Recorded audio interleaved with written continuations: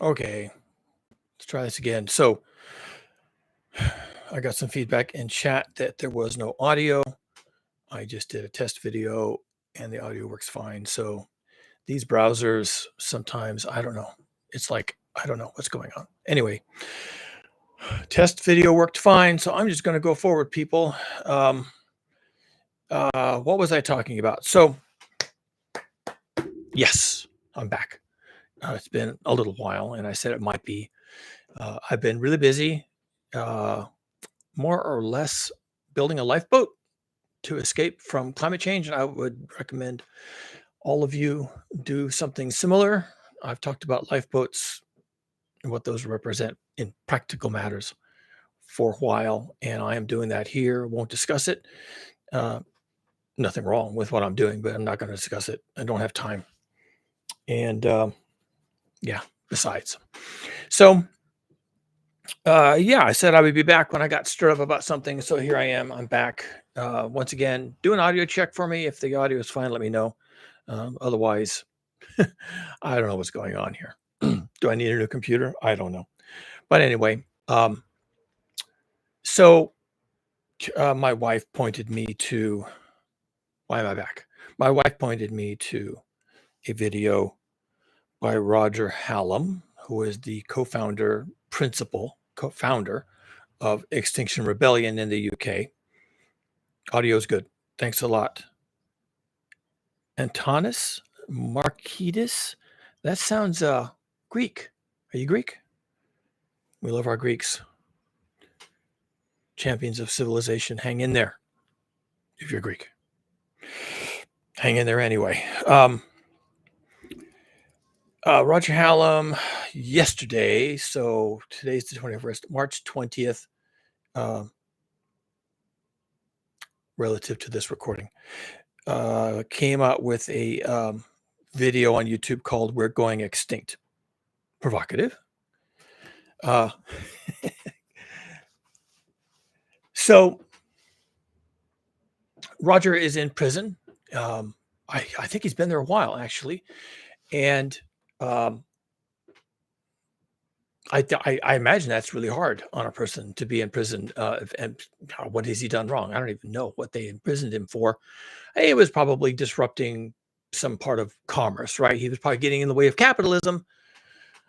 I'm not speaking as a Marxist. I'm speaking as a person who knows what happens to you when you get in the way of capitalism. So he probably was doing that, and he ended up in prison. And I don't think it's done him much good. So he wrote this title to this video called "We're Going Extinct. We humans are going extinct." And then the actual video, he kind of goes off the rails a little bit. I like him, and he's done a lot of videos and said a lot of good things in the past about the challenges of being human during climate change. But I think he, like a lot of people who have been active in this area for a long time, I think Roger Hallam is losing his mind with grief. He's not losing his mind because of drugs or, excessive alcohol or partying hard or whatever. He's losing his mind because of grief. And we're all going to have to deal with grief, people. I'm sorry. You're just going to have to start dealing with it. And if you're here on this channel listening to me because I'm going to say something to make you feel better, today is not that day. I can't. I have nothing to say to you. It's going to make you feel better. And Roger Hallam is in prison for trying to turn this around. And I think he's losing his mind with grief. He's not the only one. Hello, everybody in the chat. Welcome for coming. My prior video was having a hard time with audio, so glad to be back. Everybody is going to have to deal with grief at this point. I'm not even going to go into why. Roger Hallam says we're going extinct. Okay, that's pretty heavy hitting. You might want to internalize that. It's hard to personalize it because it's a species level thing, and it's the end of the road for us. I mean, if that's true, we're going extinct. And in the rest of the video, 40-minute video, he talks about all the reasons why global heating and climate change are going the wrong direction, and therefore we are going extinct. All right. I'm finishing up my book called It Was 100 Days, where I account the saga of a group of people on accident becoming a group, unconsciously relying on each other, who survived for 100 days post collapse of the human world. And it's not a story about the zombie apocalypse, although there are zombies in it. Couldn't avoid that. Real zombies. This isn't science fiction, people. There are zombies in it, but that's not what the world collapse. It's not disease, although there's disease in it. It's not because of World War III, although World War III takes place. All of these things that you think are why civilization will collapse, they all happen, but that's not why civilization collapses. They all happen because of the collapse of civilization. They are second order effects. The primary effect is our dependence on fossil fuels and what happens when that becomes curtailed. And the collapse is rapid, complete, and entirely unanticipated. Am I giving away the plot? Not at all. It's a journal. It's a self-insertion. I am in the book. I am the journal writer. And that gives me an opportunity to sort of dump my thoughts on these topics into the book. It's as if you and I are having a conversation, but it's not a two-way conversation, which it was. It's not. And in the end, I'm just doing a brain dump into this book, 280 some odd pages now, of how this is likely to play out and my thoughts on eventually extinction. I think Roger's wrong. We're not going extinct. Uh, Spoiler alert. There's an actual chapter on this in the book, but I'll go ahead and say it here because chances are you'll never read it. Not your fault, by the way. Just it's hard to find audiobooks and it's hard to get access to them. I may read it here. You could come back to this channel. Maybe I'll read it to you. Let me just commit to that. I will read it here. Okay. And you can listen to it as an audiobook. So there you go. Free to you. And in it, I discuss what I think actually happens. And it's easy to predict a 99.5, not quite 100%, close, 99.5% die off of the human species. This is easily predicted. This is actually a scientific number. I'm not really going to talk about it here. That's not going to be the topic today. I'm just giving you a prelude of what I've been working on, and part of the reason why I haven't really been here. I'm trying to get this book done, and I have other stories I want to write that are somewhat related tangentially, and I kind of want to get on with it. So, what I am here to talk about, though, and I'm here because of what Roger Hallam was writing and the way he wrote it. The title was interesting. We are going extinct, and then he goes on and on and on and on and on about data from climate change and how he thinks that's going to make us go extinct. Roger is not a biologist.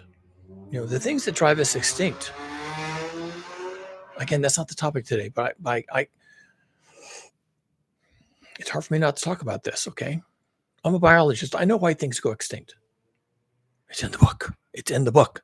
It's chapter 82 or something, okay? It's in the book. I know why species go extinct, and I know why we will not. But here's the topic for today. I know I'm being erratic, but whatever, I don't care. Somewhat related, actually, and I don't mind segueing into this. The nations of the world, starting with the US, as you may have expected would be the case, the nations of the world are giving up on research related to global climate change. I hate saying global climate change, but that's what people call it. So I kind of have to roll with the zeitgeist here, okay? It's not global climate change, as I've said before. If you got some global climate change and that was the extent of your interaction with this, you will have won the lottery.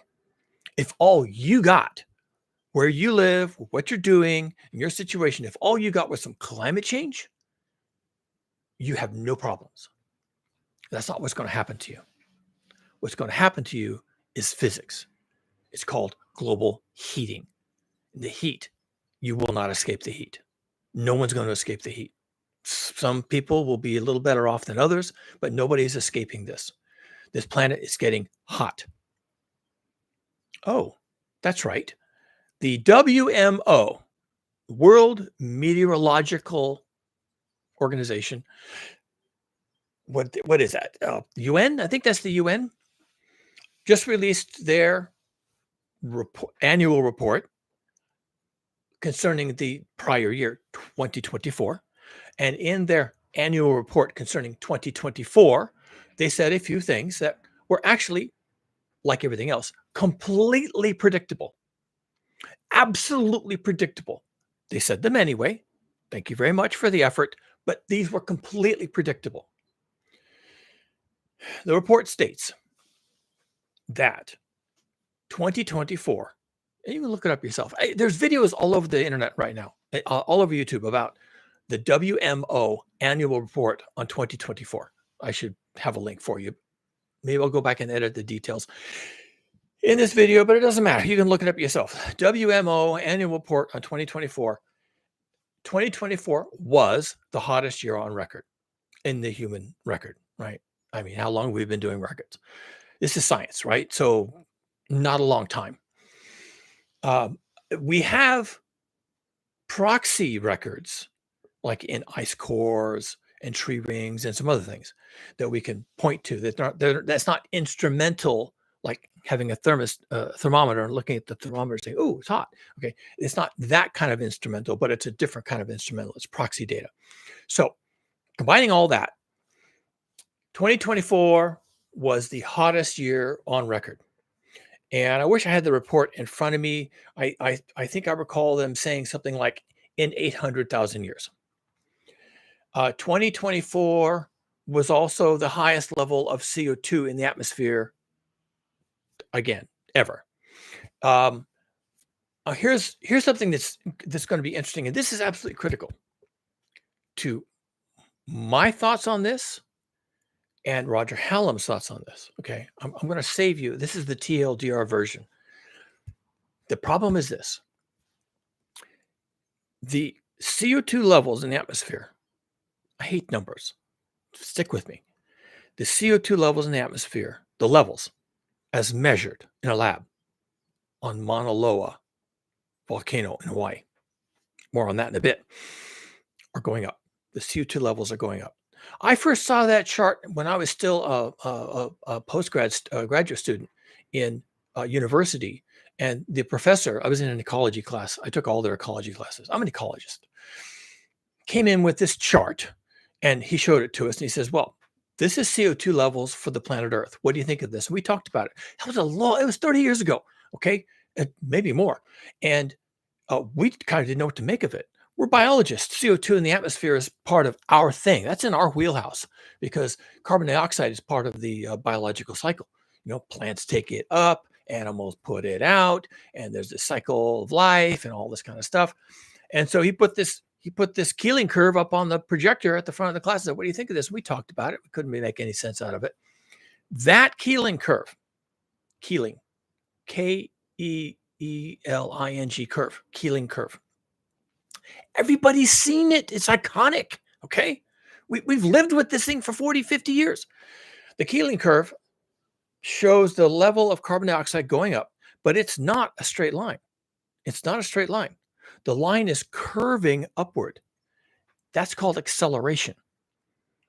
We are not adding the same amount of CO2 to the atmosphere now that we were 40 years ago when I first saw that curve. We are adding more. We are pressing the accelerator harder. We are accelerating, rocket. Okay, it's going up like a rocket. We are accelerating the addition of CO2 gas to the atmosphere. And what the WMO, the report, mentions is that the rate of increase in the CO2 levels, not the increase in the CO2 levels, but the rate of increase. It's a second order effect. This is calculus, okay? I'm just saying calculus because I want you to understand we've shifted gears, okay? This is not a linear increase. This is an increase that's increasing. I've said too much about this. The rate of increase is a record, and that's the end of our world. The rate of increase in CO2 emissions has increased, and it is now a record increase by a lot, by a long way. The rate of increase of CO2 emissions has increased by a lot, like doubled. Okay? That basically spells the end. And you can say, well, we have electric cars, we have wind power, we have solar power, we have nuclear power, we're doing all these things, we're innovating, we're doing all this stuff, experimenting, and we're doing things. And it didn't matter. Whatever you thought all of that would accomplish, it accomplished nothing. Net of net. I mean, maybe things would have been worse, but probably it accomplished nothing. It accomplished exactly nothing. Microphone's too close. It accomplished nothing in the bigger picture. CO2 levels in the atmosphere continue to increase, and the increase is increasing. We are doing it faster than we did 10 years ago, 20 years ago, even 5 years ago. The rate of increase is increasing. Can I make this any more clear? That's in the WMO report. That was not carried by any corporate media. Of course, it wouldn't be. The report, its very existence was not carried by any corporate media. You have to come to YouTube. You have to find a Paul Beckwith or somebody else who's going to read you the report, show you the diagrams. I'm not going to do that because I'm just here to comment on the bullshit. Okay, he'll do it. Paul Beckwith will do it. Go look up Paul Beckwith, and he'll read the WMO report to you, and it's in there. Okay. CO2 is at a record level in the atmosphere, and the rate of increase is also at a record level. Ocean temperatures have never been hotter. You may recall, if you're in this space much and you've been paying attention, that 2023 was a very scary year for climate scientists because the rate of the amount of heat present in the system went up by a record amount, basically left the charts. The data was always in this kind of range, and then it was up here. Like, well, what just happened? And that was my question. What does that mean? And they blamed the record-breaking 2023, which continued in 2024, which, wait for it, will continue in 2025, okay? And back in 2023, everybody rushed out, and they thought, oh, it's the El Nino, it's the La Nino, it's the sunspots, it's the something else, and it's this, and it could be that. And I was like, it ain't any of those things, people. It's obvious it's not any of those things. And now, years further on, 2024 is now in the rearview mirror, and 2025 is not looking good. So we can even say 3 years further on, it's looking really bad. It's looking really bad, people. It's looking horrible. It's not going back. And let me just make a point here about data, because I understand data, and most people don't understand data. They can understand numbers, but data is different. Data has emergent properties, and you have to be able to think systemically to understand what data really means. And that's where a lot of these climate scientists and pundits and YouTubers and bloggers and whatever else, they completely lost the point. When in 2023, the heat signature went off the chart, that could not possibly be due to anything cyclical like the ENSO, right? The El Nino Southern Oscillation, or the Atlantic Oscillation, or the Pacific Oscillation, or anything else, okay?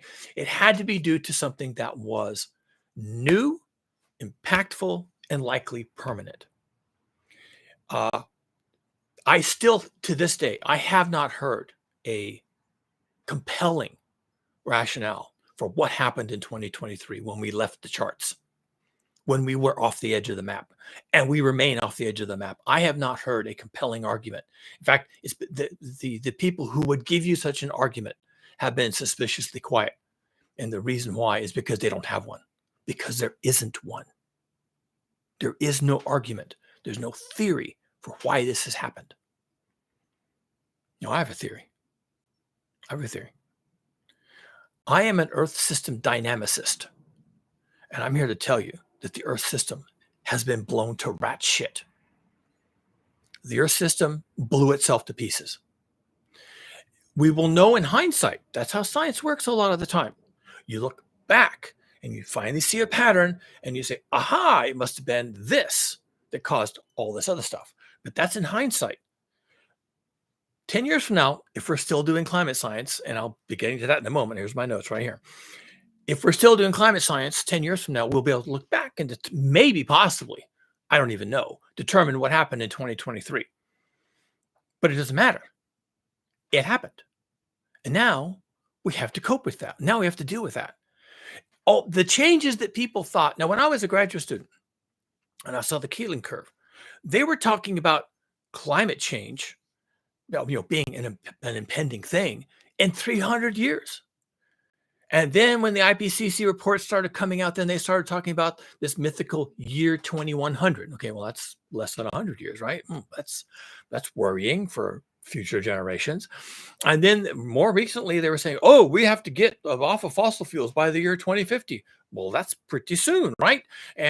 But when it really comes down to it, and you really put the screws to them, they say we can't do it. You can listen to people like Kevin Anderson, and he'll he's pretty forthright about it. He'll say, yeah, we've run out of runway. We can't do it. Back when we signed the Paris Climate Accords in 2015, we were sort of telling ourselves that maybe we could do this if we got right on it, but we didn't. We didn't get right on it. We did exactly the opposite. We went balls to the walls. And now the CO2 levels have never been higher. The temperature of the Earth on average has never been higher. And the amount of CO2 emissions into the atmosphere every single day have never been higher. We're biggering and fastering, and we're growing, and we're doing all the things, and we're not doing what we were supposed to do starting in 2015. So we're done. We're done. Back in 2015, they were saying, well, if we get right on it and we reduce fossil fuel consumption by, I think it was 7% at the time, 7% for the next 9 years, I think it was, then we can reduce fossil fuel consumption and therefore carbon dioxide emissions to a safe level. What they were considering safe probably wasn't, but that's what they were saying. At least they were talking about it. At least they were talking about safe levels. And we didn't do any of that. We didn't do anything. There was no reductions of any kind. Not 7%, not a 5% reduction, not a 1% reduction. Instead, everything has increased in that time. The Paris Climate Accords may as well not have been signed. They may not have existed at all. It was all bullshit. It was absolute, breathtaking, in your face bullshit. And there were people at the time, like Kevin Anderson, just to name drop again, who said, oh yeah, this is bullshit. They're talking about net zero emissions, net zero. And over here in this other paragraph, they're talking about carbon removal technologies. Well, what is that actually about? Name one. Unicorn farts. I mean, they had no idea what they were talking about at the time. They just couldn't say. They could not say, we must stop burning fossil fuels. They couldn't do it. They couldn't do it. And they never have. And now the WMO comes out with their annual report. Read them and weep. You're still screwed. Fossil fuel emissions haven't gone down. They've gone up. We're burning more fossil fuels now than we were in 2015 on a daily and annual basis. And, we've got more wind turbines, and we've got more solar panels, and we got more battery arrays, and it made no earthly difference. And that's all you need to know. You don't have to know why it didn't make a difference. You don't have to know when it's going to make a difference. You don't have to have a model about making a difference. And net zero and carbon removal and carbon capture and carbon sequestration. You don't have to know any of that, or why it happened, or why it didn't, or who funded it, or who didn't fund it, or why they didn't fund it. You don't have to answer any of those questions. None of that matters. It doesn't matter at all. All you have to know is we didn't do it. That's it. We didn't do it. And we were supposed to do it. And if we didn't do it, we were going to exceed the recommended maximum thresholds for temperature increase. And the first one was this this ridiculous 1.5 degrees C above baseline that everyone still talks about. We exceeded that, years ago. They won't admit to it, but we did. Okay, it's right there in the data, folks. What's the average temperature right now, according to the WMO? It's like 1.76 degree above baseline, and the baseline is like way late in the Industrial Revolution. That's another thing they do. They keep moving the goalposts. But even while moving the goalposts, we're still approaching 2 degrees C. And that was the next threshold. Back in 2015, Paris Climate Accords banging on the table, we must not exceed 2.0 degrees C above a pre-industrial baseline or hell is going to pay. Well, we're just about to. This summer, probably. If not this summer, then next summer here in the Northern Hemisphere, we're going to exceed 2.0. Average global temperature, 2.0. That was the drop dead target. That was the drop dead thing. Don't do this. Don't exceed this. Well, we're about to exceed it. And why not? We didn't do anything to not exceed it. We didn't take the first step.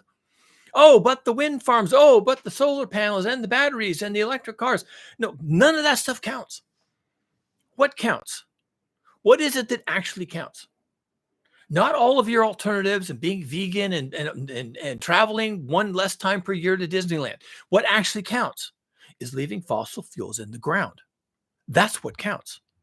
And we didn't do it. We didn't even try. And we couldn't try. Everybody knew that would be a disaster if we didn't increase fossil fuel consumption. Everybody knew that would be an absolute unmitigated disaster. Hell, the Trump administration right now is trying to get Ukraine to stop blowing up Russian oil processing facilities. The Ukrainians are sending rockets into the refineries and the transportation hubs in Russia to blow up their oil transportation industry because that's what's funding their war against Ukraine. And so the Ukrainians are constantly blowing it up. And Joe Biden asked Ukraine not to do that. And Trump is trying to cobble together a ceasefire where Ukraine stops doing that. I mean, that's really what it's about. The ceasefire really is about Ukraine not blowing up Russian oil processing facilities because we need the oil. We must have the oil. Get it out of the ground, get it on the ships, get it to the refineries, get it into the economy. So it comes as no surprise to anyone, least of all me, that we did not reduce our fossil fuel consumption one tiny bit. With the wind farms, with the solar panels, with the electric cars, with the this and with the that, okay, with all those things included in the calculation, human civilization did not reduce its fossil fuel consumption one teensy bit. As a matter of fact, it went up. And the amount of CO2 in the atmosphere of Earth has never been higher in 800,000 years, a million years. We haven't even been on the planet a million years. Homo sapiens have been on the planet maybe 300,000 years. And we've already changed the planet to a point before we existed.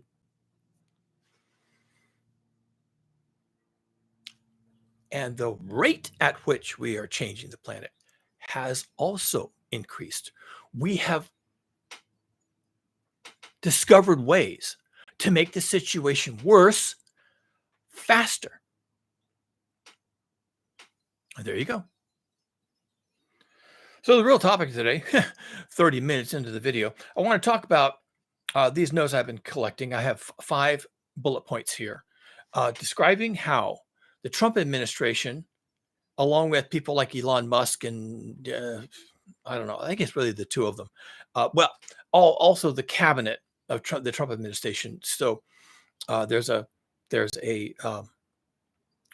basically a cabinet minister for NOAA and for intelligence and for the military and a bunch of other things. So the cabinet ministers working, who are all Trump toadies, who are working with Donald Trump and Elon Musk, are now destroying, imploding the U.S.'s ability to create climate science, to fund and continue climate science, and also to participate in global climate science or climate management. These are bad terms. I'm just trying to use the terms that people will understand. So I have a couple of notes here. Oh, before I get started, I did a video, it seemed like 3 months ago, called Witch Hunt, in which I sort of predicted that this was going to happen because it was pretty obvious this was going to happen. The Trump administration, or really the Biden administration is part of this too, but the Trump administration absolutely foursquare was not going to allow any climate anything, right? Whatever, they're going to blow that up. So they've been doing that. So the first thing they did very soon after Trump took office was they decided. I think all these are Elon Musk, to be honest. I mean, the guy has no restrictions on him at all, right? So they decided they were going to go on a witch hunt for fraud in climate funding. Now, I did a whole video on this called Witch Hunt. You should go back and watch it because I was really flamed up about this. It's not a good video. I'm way too angry. But hey, you might want to watch me being completely insane angry because I was. Anyway, they're going to stop. They're going to look for fraud in climate funding. They won't find any, but they will find something. They will call it fraud. And then they will go after everybody after that. Anybody associated with this thing they're calling fraud, they're going to go after them because they want to end it. They just want to end funding for climate research. They just want to end it, and they can do that. They can totally do that. They can easily do that. They just want a cover. They want a cover story, and they're going to find. They'll probably invent. They'll probably just lie about it. Fraud, because there's no fraud in climate science, right? People apply for funding. I mean, this is in the other video, but I'm going to say it anyway. People apply for funding and their project is approved and funded. Then they are audited on how they use the money. Okay, there's audits. And then they publish their work into the public, the public discussion. It's called peer review. And their work is peer reviewed. And if at any point in there, someone says, hey, you don't know what you're doing, or hey, this is a stupid project, or hey, you don't have the proper team to do this work. What are you doing? You're not even climate scientists. What are you, psychotherapists? Why would you be getting money for climate science? So you're not going to find those kinds of problems because it's a complicated process to get money and then to publish your results. And if in the end the results are accepted by the climate science community, where's the fraud? Valid work. Well, that was the money it was for. If you don't like the work and you don't like the outcome, well, that's not fraud either. That's just you not liking it. But anyway, they're going to go looking for fraud. Point two. A little while back, the U.S. Forbid U.S. scientists from working on the upcoming IPCC report. What are we up to? 7 now? The 7th report. U.S. scientists cannot work on the IPCC report. They can't contribute, can't edit, can't take time, can't travel, can't correspond with colleagues, whatever the restrictions are, they can't.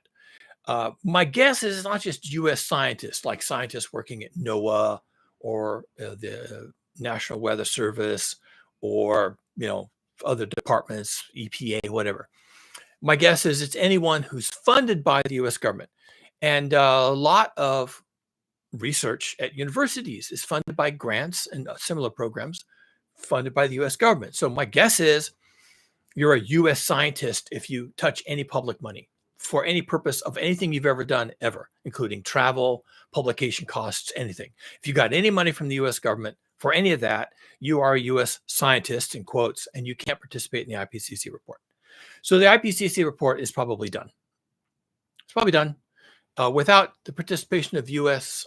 Scientists to, summarize papers, review papers, summarize the data from all the papers, do synthesis reports, do modeling based on the synthesis, come up with new publications that go into peer review, publishing the IPCC report, reviewing the IPCC report, and writing the summary for policymakers. It's like U.S. scientists were involved in all these things. And without them involved in all those things, the IPCC report will be a fraction of what it would have been. So it's dead. I've said in previous videos that I think the next report, whatever it is, the 7th report, which is upcoming, it's still 3 years, 2-3 years out. It takes a while to put these reports together. But the next IPCC report may well be the last. Probably, it will almost certainly be the last. There will be no more IPCC reports. And there's a risk that it won't be published at all. And with the US pulling out of the IPCC project, I'd say that risk it just went up to 80% risk that there will be no report. And that's done. Now, I have criticized the IPCC process in the past. It is subject to criticism. I'm not the only one who criticizes it. It has been politicized. It is overly influenced by the energy companies and energy producing nations like Saudi Arabia and America and Russia. So the value to civilization of that report was always dubious, but it was there. So that's a good thing, right? Well, now it's not going to be. Also, the third point, the U.S. is also gutting and defunding NOAA, the National Oceanic and Atmospheric Association. That's a U.S. project. NOAA provides weather watches and satellite data. Satellite data, of course, is critical to climate research. And NOAA is now going to be basically defunded. And do I even have to say this? That when they go in with their red markers to defund things and cross out those lines, they're going to be going for the climate science portion of NOAA, or maybe the entire thing. The U.S. government is right now today shutting down the Department of Education. Could they just shut down NOAA? They might. They might shut down a good part of it. And that's the end of that. It'll never come back. It'll never come back. We're running out of resources to create these projects. The fact that these projects exist is why they exist. If NOAA and the IPCC process are destroyed, they are gone. They will not return. Because people who did these things will do other things with their lives. People who might come along later to do these things won't be incented to get involved. They'll do other things with their lives, and that'll be the end of it. Climate science will just shrivel up and go away. That's how it's going to be, people. That's what's going to happen. They're also gutting and defunding the National Weather Service. Now, all nations have a National Weather Service of some kind. It does the weather, right? Weather reports. And I've criticized meteorologists on this channel for being a bunch of putzes. They don't talk about climate change. They don't admit that it's real. They say it's other things. It's sunspots. I was watching a video the other day that YouTube recommended to me, and it was this woman talking about the fires or something in LA. I can't remember what the topic was. And she was saying, but we can't rule out sunspots. I was like, really? We can't rule out sunspots? Since when? We ruled out sunspots 70 years ago. What do you mean we can't rule out sunspots? Okay, so that's the National Weather Service. They're all about sunspots. That's what's causing climate change or global heating or whatever you want to call it. So I was kind of a little bit surprised that Elon Musk is going after the National Weather Service because they're actually climate change deniers. They're pretty useful idiots for these guys. So, but then I realized one of the things that the National Weather Service does do, which is kind of related to our crisis environment, is that they issue weather alerts.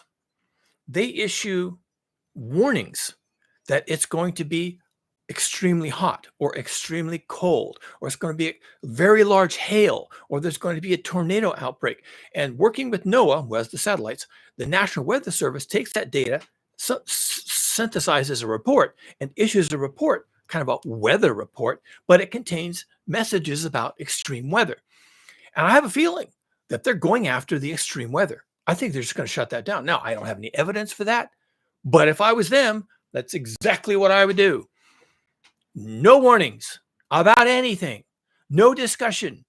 No one's going to go on the evening news in California, for example, or Minnesota or North Dakota or anywhere else and find out that there was a tornado outbreak in the Southeast. You're not going to go on the corporate controlled media and find out that there's a prediction for a tornado outbreak, and everyone's going to watch the tornado outbreak. And what's happening with the tornado outbreak? You just won't hear anything about it. No, there will be a tornado outbreak. We're not changing the laws of physics here. There will still be a tornado outbreak. It will still be related to global heating. It will still be related to the breakdown of the Earth dynamic system. It will happen. It's physics. It's like jumping out of an airplane without a parachute. Gravity is still there, even if you don't want it to be. even if you don't talk about gravity, even if no one ever taught you gravity or the acceleration coefficient or Newton or anything else, gravity's still there. And you jump out of an airplane without a parachute, you're going to splat on the ground because gravity wins. And so just because the National Weather Service can be coerced and bullied into not issuing these warnings doesn't mean the things don't happen. They just happen without any announcement. And if I was corporate America, or if I was the Trump administration, or I was Elon Musk, and I didn't want to deal with the real world implications of global heating, one of the things I would do is just not tell people bad things are coming. Let the bad things happen. And then when they happen, you can control the corporate media, which the corporate media is really complicit in all this because they're in it to make money. So they don't want the Trump administration to shut down their ability to make money. All right. So they're going to be easily coerced, as is happening now, into not talking about the tornado outbreak or the heat wave or the hail or the crop failure or the something else. The corporate media can just pretend it never happened. And if you're living in rural Kansas and your town of 2,500 people gets completely eradicated by a gigantic EF4, EF5 tornado, and they can just pretend you were never there. They renamed the Gulf of Mexico the Gulf of America. So they can kind of start manipulating maps, and they can just say whatever they want to say or nothing at all. Google Maps never has to show you an aerial photo of a place that doesn't exist. Or they can show you a photo of that place that existed before the tornado, and you would never know the difference. And after that, they only ever show you this old photo. And if you could find out how old the photo was of that town that got wiped out, you might say it was 3 years ago. Why don't they have a current image? Because they don't want you to know. And this sounds like I'm conspiratorial and tinfoil hat and all that. I'm not.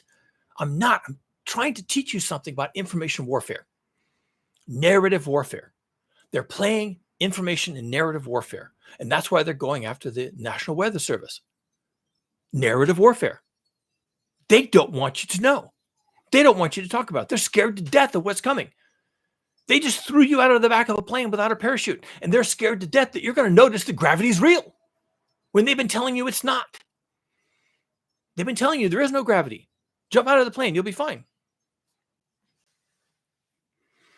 And the fifth thing they're doing, I've got a comment here from Richard. Thanks, Richard. I'll get to that in a minute. The fifth thing they're doing is they're shutting down the Mauna Loa Observatory in Hawaii that gave us the Keeling curve.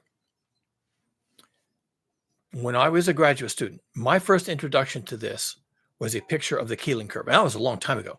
Things are much worse now than they were then.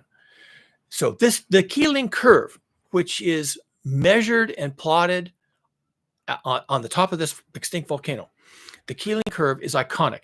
Is it necessary for climate change? Not really. For research, not really, because you can measure the CO2 level in the atmosphere of the Earth anywhere on the planet Earth, right?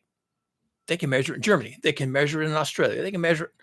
Well, Australia is south of the equator. That's maybe not the best place to do it. But anywhere north of the equator, they can measure it in China. They can measure it in Japan. Anywhere they want to do, they can measure it. And then that's the thing. And that's data. And you can measure it from space too, by the way. But the observatory on the Mauna Loa volcano, where the Keeling curve was first produced and presented, where I first saw this topic playing out, that Keeling curve is now done. Technically, it's March 15th. That's when their lease runs out and they can't hold that facility anymore. But they're not going to pay the lease. The U.S. government is going to say, oh, too bad, we're defunding that lease. Oh, you can't be there anymore? Well, too bad, you have to run away and you have to do something else with your lives now. And they'll shut down the lab, carry off the equipment, and that's the end of it. And the Keeling curve will no longer be published, at least not with new data. It's a tiny, shitty little thing to do. Because like I said, anybody can measure this CO2 level. but they're being shitty. This is Elon Musk and Donald Trump and all these conservative wankers, and they're just giggling to themselves. The Keeling curve is so iconic. Let's just shut that lab down and send all those pencil necks home. Ha, ha, ha, ha. We have all the power. He. Yeah, they can do it. They have all the power. It's true. They have all the power. If they want to shut down the funding for the lab on Mauna Loa volcano, they can totally do that. Actually, I'm not sure they can, because Congress is the one that controls funding. So this is now a constitutional question. But even though they can't shut down the funding, probably technically, they cannot pay the lease. Got it? So the lab moves. The lab shuts down. So the lab is still funded, but they have no facility. The lab is still funded, but they have no scientists. The lab is still funded, but they've been disbanded. So what kind of research can they do? None. And then once they have no ability to do research, their funding is pulled. Oh, you don't have a lab anymore? You're not at the same location? You're looking for a location, but you don't have one yet? Okay, well, we're going to cut off your funding. It's tiny. It's a tiny little amount of money. We're going to cut off your funding just because we can. We're going to cut off your money now. And if you ever want to do this research again, you're going to have to come back to Congress, write a new grant, get a new facility, hire all your climate scientists back, get all your equipment set up, figure all this shit out, calibrate everything, and then maybe you can return to your research, and it'll never happen. It'll never happen. Because remember, there's a witch hunt for fraud and climate funding. So the Keeling curve was a hoax, right? That's what they're going to say. The Keeling curve was a hoax. It was all a hoax. You made it up. So that's fraud. So we're not going to fund you. So go pound sand. And you say, well, no, the Keeling curve was science. No, it was a fraud because it's a hoax, because it never happened. You can't just say that. Oh, yes, we can. Yeah, but it's instrumental. The CO2 is in the atmosphere. All we're doing is measuring it. Yeah, well, you have an agenda. Ha, it's a hoax. Donald Trump says it's all a hoax, so it must be a hoax. Ha, ha, ha. Okay, that's how this works. That's how this works, people. Climate science is being thrown to the curb. That's it. Thrown under the bus. It's done. Climate science in the United States of America is done. And the iconic Keeling curve will not be measured and calculated and published anymore after March 15th, if this goes ahead. And I don't see how it doesn't. They've decided not to renew the lease on the facility. Okay, well, I guess that's that. Now, maybe some private corporation or some private individual will pick up the slack and fund the project and pay the scientists salaries and pay to have the work done. And maybe the Keeling curve will continue to be published as such, maybe, possibly. But really, in the end, is there a point to any of this? Again, yes, the Keeling curve and the work they're doing on Mauna Loa suggests to us that the CO2 levels in the atmosphere are increasing, and the increase is increasing. All right, it's a moonshot now. It's increasing, and it's increasing. The increase is increasing. So we know that now. Is there anything else we need to say about that? We also know that we're not consuming fewer fossil fuels as required in the Paris Climate Accords. We're consuming more fossil fuels. We're not emitting less CO2 into the atmosphere as recommended by the Paris Climate Accords. We're releasing more. And our release of CO2 in the atmosphere is also increasing.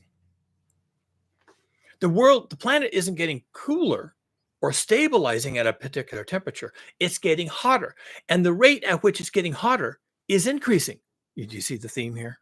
Do you see the pattern? So we're not doing anything with this data. I'm a scientist. I'm all about data. I've been following this data, like I said, since I was a graduate student. I was a baby, okay? I'm into the data. These days, I'm not. I kind of don't care. They want to shut down the Mauna Loa laboratory for measuring CO2 in the atmosphere. Okay. I don't know what good it does us. Here's how this is supposed to work, people. We have data. The data points to a pattern. The pattern is problematic, okay? We have data on world temperature, CO2 levels, CO2 emissions, fossil fuel consumption, all these things, economic growth, all these things. We're supposed to take all this data, line it all up, and publish a report that says, what? We have to do something different? I mean, the World Meteorological Organization, the WMO, doesn't have policy recommendations. dropping the ball. They have all this data, all this charts, all these terrible things are happening. Connect all the dots. We're not doing what we're supposed to do. It's going to be really bad. And so what? What do you think we should do? And you can say the same thing of me. Here I am going on about how terrible it is. And, the Trump administration is, shutting down climate science studies and research in the US. And we're not going to participate in the IPCC report next time. It's probably not even going to be issued. And if it is, it's going to be half baked. And will there even be another one after that? Probably not.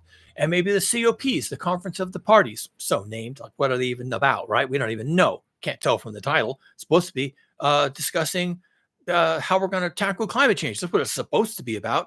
It's the Conference of the Parties, right? So we're going to stop having COP meetings. Why bother? Nobody cares. Nobody cares. People go to these meetings, they fly, they drive, they whatever they do to get to these meetings, and then they sit around and they talk and yammer and make all these commitments and promises, and then these carefully worded summaries and press releases that say absolutely nothing. It's all written by lawyers, not scientists. It's all written by lawyers who fight over every single word and comma and parentheses, and it is meaningless. How many COPs have we had? 28? There'll be 29, 30, 31, 32, 33. None of it will matter because it's never mattered. And it's not going to matter because nobody wants change. So what do we need this data for? Do we even need NOAA? You'll say, oh my God, we need NOAA. Well, yeah, because you're fixating on the data. I need more data. No, you need more. You don't need more data. You know what you're supposed to do. We all know what we're supposed to do. We're just not doing it. So what do you need? Moral fortitude? Do you need an extinction crisis? What do you need to do the thing you have to do? What is it that you have to do? You have to stop burning fossil fuels. Now, it can start as an individual. What you do as an individual makes no difference of any kind. But you could do that. You could figure out how to live without fossil fuels. What we need to do is stop burning fossil fuels as a species. Just leave them in the ground. Leave them in the ground. Now, the difficulty with that, and as you yourself will find if you try to live without fossil fuels, the difficulty with that is you are 100% dependent for 100% of what you do on fossil fuels. Without fossil fuels, you can no longer perform, accomplish 100% of the things you do today. Okay, I'll make an exception. Without fossil fuels, you can breathe. Let me see if I can come up with another one. Without fossil fuels, you can walk. Okay, that's two. What else? Can you think of anything? Without fossil fuels? What can you do without fossil fuels? Sit? Okay, you can breathe, walk, sit.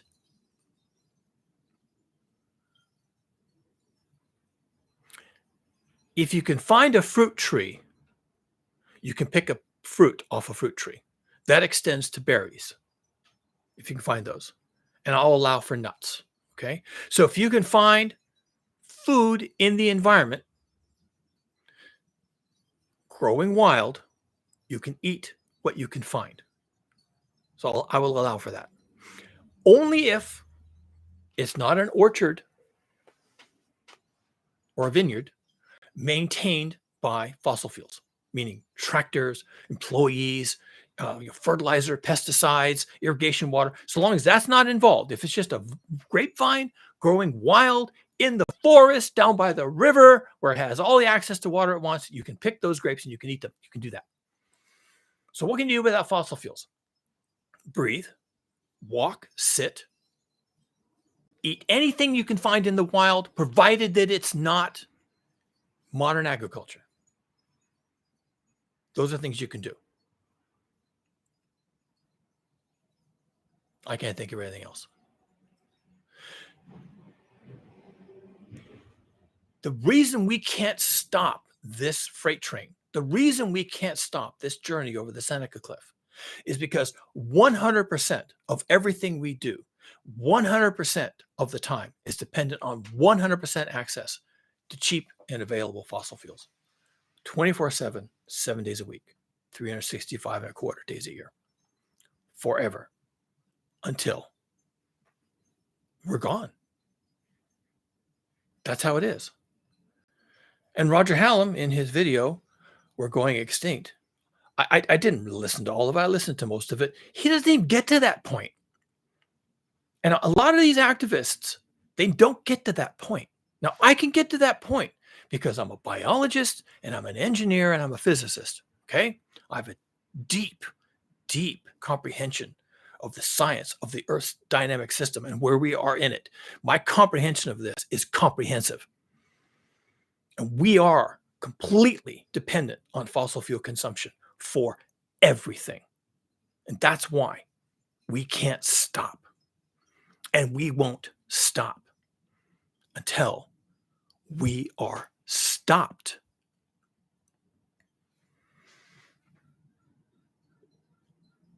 We can't stop ourselves.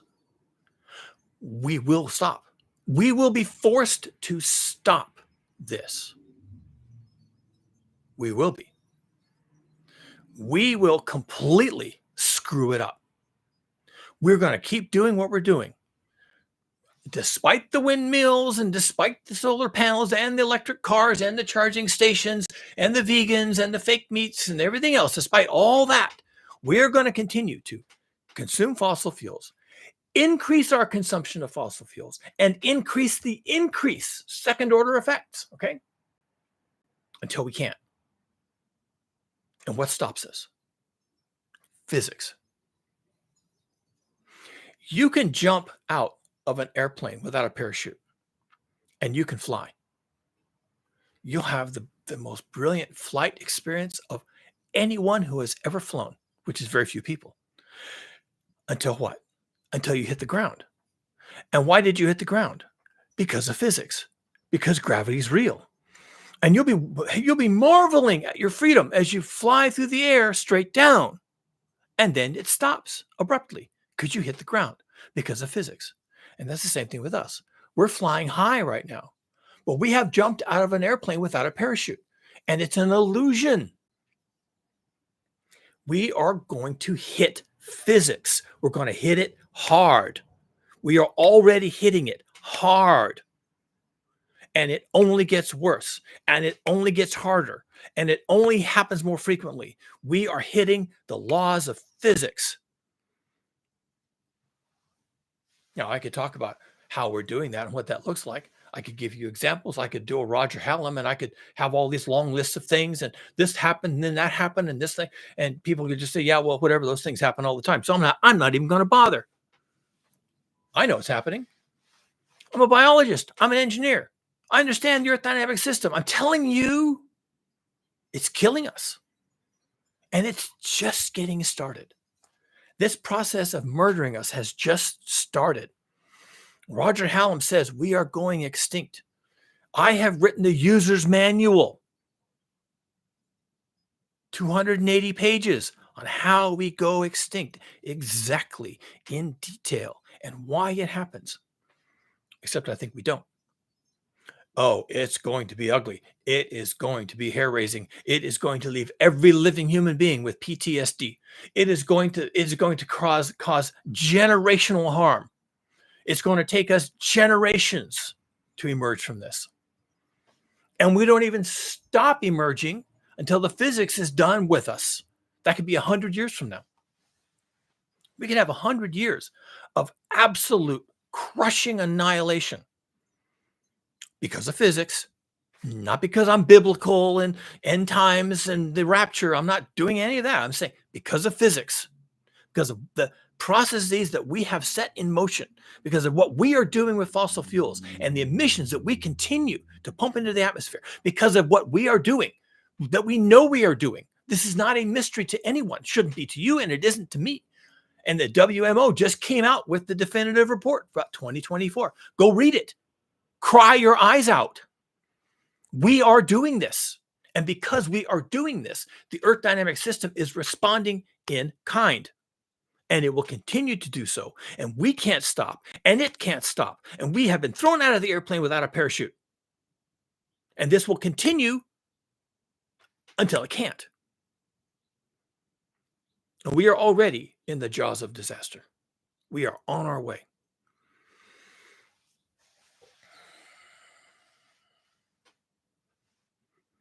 There is a story, there is a narrative that I can tell you about human extinction.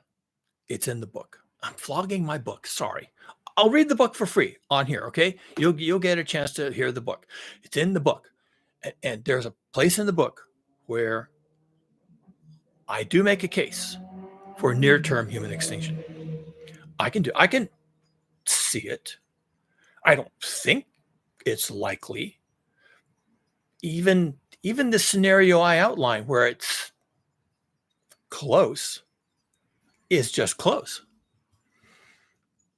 But I don't think we need to be worried about near-term human extinction. If 99.9% of humans go extinct, that's you, that's me, that's everybody we know, our families, their families, everybody you've ever known, everybody you went to school with from the time you were in kindergarten, everybody you worked with for your entire adult life, everything, everybody that you could ever put a finger on as a name, every picture you've ever taken of everyone in any picture you've ever taken, including of complete strangers. The Vatican, and the piazza out in front of the Vatican, and all the thousands of people in there, all those people, 100% of those people, every picture you've ever taken of any group of people, anywhere, at any time in your entire life, everybody will be dead. They'll all die. That's not extinction. That's a lot of people. That's your entire existence. That's everything you've ever known. That's everything that was ever precious to you, or that you lived your life for, or that you tried to accomplish or did accomplish. But it's not extinction. Now, I can make a case. Biologist, engineer, okay? I can make a case for that scenario where everything you and I and anybody else who watches this video have ever seen, touched, known, spoken of, gave birth to, anything and anything at all that we have ever touched or known or read about in the newspaper or anything of the kind, all of it could die. And still we would not be extinct. And that's how extinction works. In some respects, it doesn't. It's very hard to go extinct. Even with a 99.99% die-off, you still end up with hundreds of thousands of people. And that's not extinct. A 99.5% die-off, which I think is entirely plausible, leaves 40 million humans on Earth. That's a lot of people. You'd have to go way back in human history to find a place in our timeline when we were only 40 million people. All right, that's a lot of people. And yet, that's just a fraction of what we have today. Everything we do today, everything we know, everything we are, 100% of what you do, 100% of the time is dependent on fossil fuels. And that will continue until it cannot. And you can jump out of the back of an airplane without a parachute, and you can fly for some definition of flight until you cannot. And that's how this works, because of physics. Because there are going to be things you can't escape. You cannot escape. You cannot escape the laws of gravity. You cannot escape the Earth dynamic system.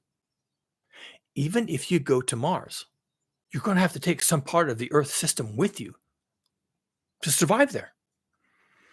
I know people like Elon Musk and Jeff Bezos are kind of depending on getting their shit together so they can wait this out on Mars. That's what they're planning on doing. They're going to have a big telescope up there, and they're going to look down on Earth. They're going to watch us eating each other alive. And you'll watch us, and when we're done doing that, and when there's no one moving around, and there's no signs of transportation, and there's no signs of fires, and all the cities are abandoned, and there's just bodies and bones everywhere, well, then they'll come back. They'll come back, and they'll bring their 2,000-3,000 followers with them, and they'll start over. And we've done this before, believe it or not. It's in the book. There is some scientific evidence based on genetics, which is quite sound research, that the human population about 70, maybe 90,000 years ago, long time ago, was reduced to something like 2,500 individuals to maybe 10,000. Yeah, that you could have 2,500 vigils on the planet Mars with Emperor Musk, and probably they're all his wives and children. And at some point, when uh, when the Earth has been scoured clean of humanity, they just come back and they start over. We've done this before. We have, in fact, done this before. We did not go extinct. So, Roger Hallam, I'm sorry. Oh, thank you, Richard, for your comment. I will read this shortly because I did have a question about it. Roger Hallam says we are going extinct. We will have something that's going to be so painful that almost nobody will survive it and not go extinct.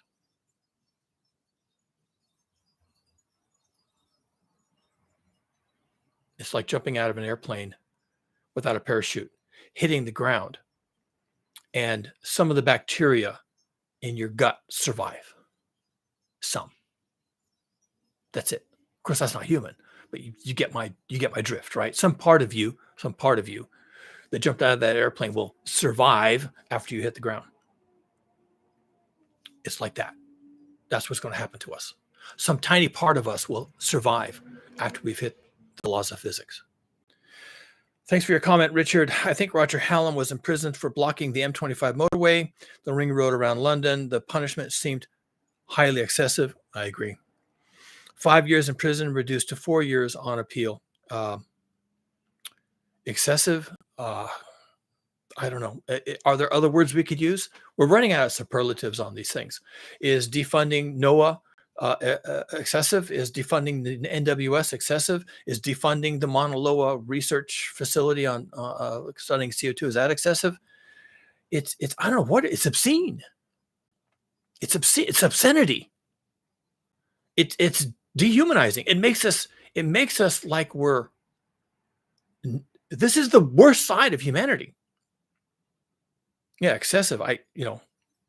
That's putting it mildly. It certainly is true, but I'm looking for other words here, and obscenity comes a little closer to my reckoning. But thank you for the comment. So yeah, that's where we're headed, and I came on here to vent my spleen.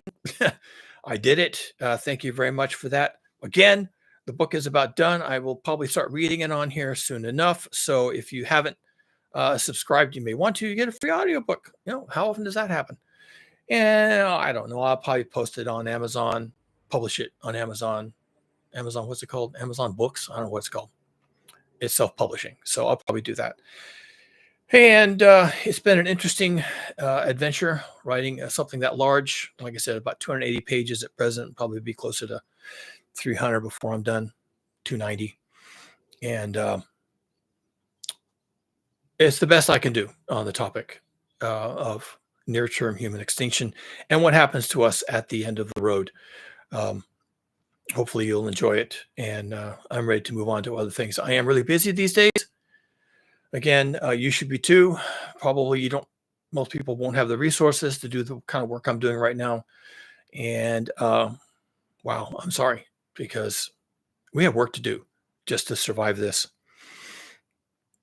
A couple of things in the book I'll just throw out there because this may be useful information to you down the road if you never come back here. The heat becomes intolerable, and the group decides to rebuild some of the habitat underground. They excavate down a little distance, and then they build walls that are solid wood, and then they put the dirt on top of the walls, and they put the dirt over to basically cover the they call them hobbit holes. Go to the Lord of the Rings or do a Google search for hobbit homes, and you'll get the idea instantly. Nothing wrong with living below ground, partially below ground. And I think that most of us who intend to survive the coming changes in the Earth dynamic system, we're going to have to live underground. It doesn't have to be 24/7. Maybe it's just during the worst of the heat. Maybe it's just during the day, and at nighttime we can come out and do other things. Excuse me. My throat's getting wrong. We're going to have to figure that out. But I think that a key part of this is going to be living underground. It's how you avoid the tornadoes and the hurricanes. It's how you avoid the heat. It's how you avoid other forms of high wind, like derechos and such not. It's how you avoid hail. It's how you avoid lightning strikes. horizontal winds, all the terrible things that are coming for us as the Earth dynamic system blows itself to rat shit, okay, which it's going to do. You want to be underground, partially underground, entirely underground, with your family and friends underground, your neighborhood underground. And in the book, I describe how best to do that. I've thought about it, and it can be done. It can be done using existing materials and methods, but it can only really be done by a community. And really only after the collapse of civilization, because of course the city and the county and the zoning and the inspectors and the health services and the child protective services are all going to say you can't do that. But after all that collapses, you'll have a very small window of opportunity to take matters into your own hands. And some people think that means you got your AR-15 and your 10,000 rounds of ammunition and your 500 MREs, and that's how you're going to take control of things. You're not going to do that, okay? Oh, well, you might do that, but you're probably going to die in the process. The way you take control of things is you find your people, you bring your people into a community, you discuss your challenges, you discuss a couple of opportunities you may have, and you go at it. All right. And you got a small window of opportunity in which to do that before you run out of resources. And one solution is going to be, prediction time here, one solution is going to be to live partially or entirely underground for your habitat. Now, your plants and your animals and your fields and your crops and your silos and your everything else, your equipment, that won't be underground. I'm not talking about what you do with your herds and your sheep and your everything, your pigs and your chickens. I'm talking about what you do with you. Maybe you have to do something for your animals. You have to do something for your crops. I'm talking about you, your family, your neighbors, your friends, your community, your village. You're going to have to live underground because the Earth dynamic system is going to kill you if you are above ground. It's going to murder you if you are above ground.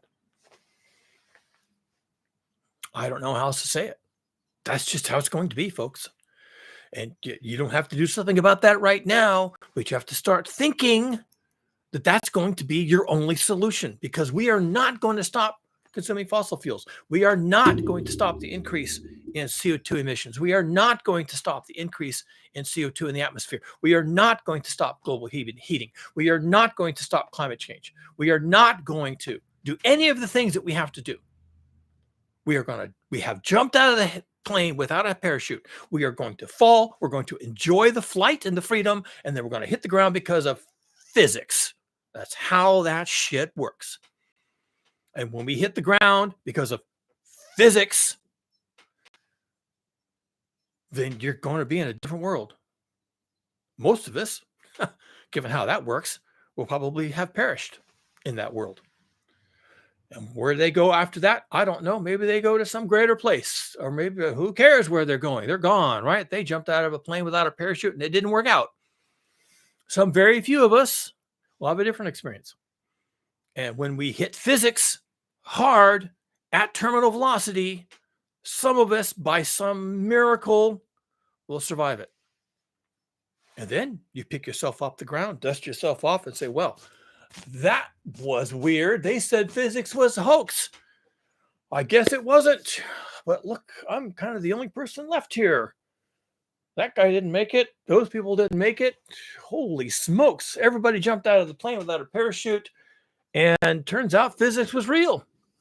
And here I am, and I got to find some other people, and I got to remake my whole world because the plane is gone.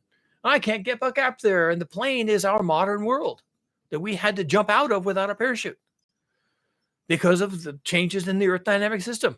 Kicked us out. Now your airplane, your fossil fuel dependency, your supply chain, your supermarkets, your car to get you to your work, your salary, your home, your mortgage, your everything, your kidney dialysis, your insulin for your dependency, everything, your food, your water, everything except your air. You can still breathe. That worked. You can still breathe. You can still walk around. And you can still pick a piece of fruit off of a wild tree and eat it. Okay, those are the things you can do after the plane has sailed off into the horizon and now you're on the ground because of the laws of physics. Wow. Sure. Okay. Get to work, people. Figure it out. Start thinking about it.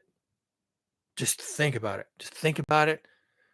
Your dependencies, the things you need, the people you need, the people you know, who you can trust, who will be there for you. Start thinking about it. How much time do you have? This summer, 2025, is going to be the year we find out how much time we have. Not much. Not much. Well, how much time? A few years. Remember, in 2023, the data left the charts in 2023. It continues to be off the charts, not a joke. You don't even need to know what the data is. It is off the charts. The time is now. Everything we could have done, we didn't do. Everything we were supposed to do, we didn't do. Everything we needed to do, we did not do. And now we're about to find out what the cost is for all that. This summer, maybe next, some summer after that, it's over. Soon, real soon, very soon. Just physics. The physics is not on our side. You jumped out of the plane without a parachute. We've all jumped out of the plane without a parachute. Now we're at the mercy of the laws of physics. How long do we have? I don't know. How long are we going to fall? What are we going to land on? What's it going to be like? Don't know. Soon. We've already committed ourselves to this journey to the ground. We are falling. We are in the zone of this disaster. This disaster is upon us now. The data has left the charts. We did not do any of the things we needed to do with urgency. We completely ignored our responsibilities, and now we're about to find out what the cost is of that. We're about to find out. Wow. Oh, don't know what to tell you. Get underground. That's it. That's all I've got. Find a way to live underground. I don't know what to tell you. Be ready for it. Like the video, it helps. YouTube pays attention to things like that. Subscribe if you want more, and there will be more because I will read my book at least. I'm not sure how many more videos I'm going to do like this. It takes a lot to get me fired up these days because, like I said, I've seen the light, man. I've just seen the light. Roger Hallam has seen the light from prison, but maybe they helped clarify his thoughts. You know, I'm not in prison, but man, I see the light now. And there's a link in my description to buy me a coffee. Go buy me a coffee. We'll pretend we're having a coffee together. And that's it, right? That's all we got. All we have is each other. And you and I can't have each other unless you're my wife listening to this. Hello, honey. Hope you're enjoying your trip. She's on her bicycle going to the farmer's market. All we've got is each other, but not until after we've survived this. It's hard to say.